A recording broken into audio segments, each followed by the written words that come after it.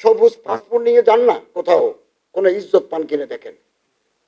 আমরা যত বেশি সিরতের আলোচনা করব, এই যে প্রতিযোগিতা 50,000, 40,000, 30,000, 10,000 করে দিচ্ছেন, এতে প্রতিযোগীরা উৎসাহিত হবে।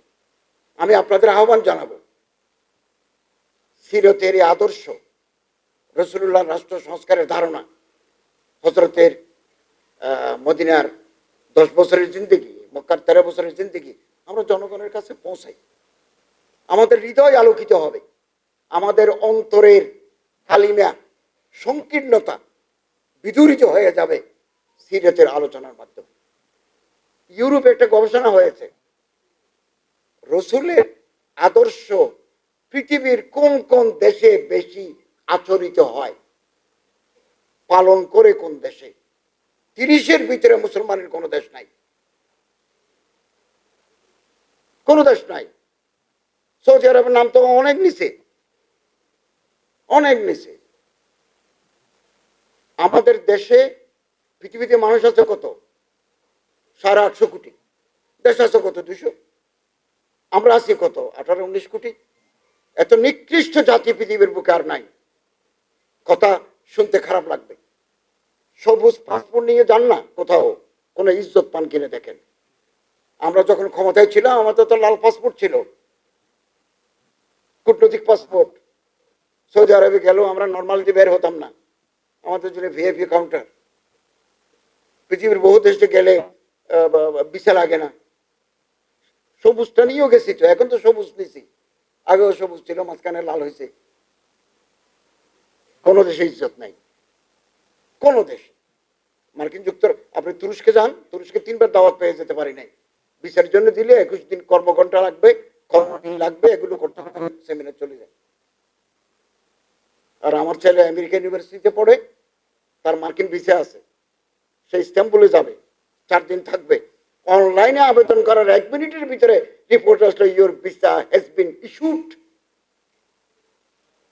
মালয়েশিয়া গেছি, আমার বন্ধু চট্টগ্রাম বিশ্ববিদ্যালয়ের প্রফেসর ডক্টর মাহমুদুল হাসান আজহারি ওখানে থাকেন, উনি আসছেন।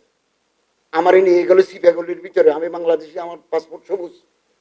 আর ডক্টর মাহমুদুল্লাহ আজহারিকে স্টাম্প মেরে সম্মানজনক বিদায় দিয়েছিল। আমার ওখানে নিয়ে বলে যে কেন আসছেন, কতদিন থাকবেন, কি করবেন। কত করে বুঝালাম আমি এখানে আসছি, আমার ওয়াইফ নিয়ে আসছি তোমাদের দেশ দেখার জন্য। তারপরে সারি দিল 1 ঘন্টা পরে। পৃথিবীর কোন দেশে, এই দিন উমরা করে আসলাম, চেয়েছিলাম একটা মিশর যাব। আমি ইউনিভার্সিটিতে কলেজে বহুদিন ancient history of the Egypt এই সাবজেক্টের উপর শিক্ষকতা বক্তব্য রেখেছি, পাঠদান করেছি। একটু মিশর দেখব, ট্রানজিট করা যায়, ঢাকা, কায়রো, জেদ্দা। এখন এটা আমি যাওয়ার কয়েকদিন আগে বন্ধ করে দিয়েছি। বললো যে তোমরা মিশরে যাই, লিবিয়া হয়ে ভূমধ্যসাগর পার হয়ে ইতালি যাও। আসুন আমরা কাছে আসি, আমাদের অন্তরটা ছোট। জহিরুদ্দিন মোহাম্মদ বাবর একটা অটোবায়োগ্রাফি আছে, দি মেমোরিজ অফ বাবর, বাবুর নামা। ওখানে লেখা আছে, তিনি বলছেন, the heart of the people of India is chicken hearted. ভারতের মানুষদের অন্তর ছোট, মুরগির বাচ্চার মতো ছোট।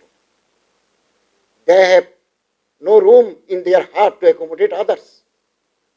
অন্যজনকে বুকে নেওয়ার মতো এই শক্তি, এই প্রশস্ততা তাদের বুকে নাই।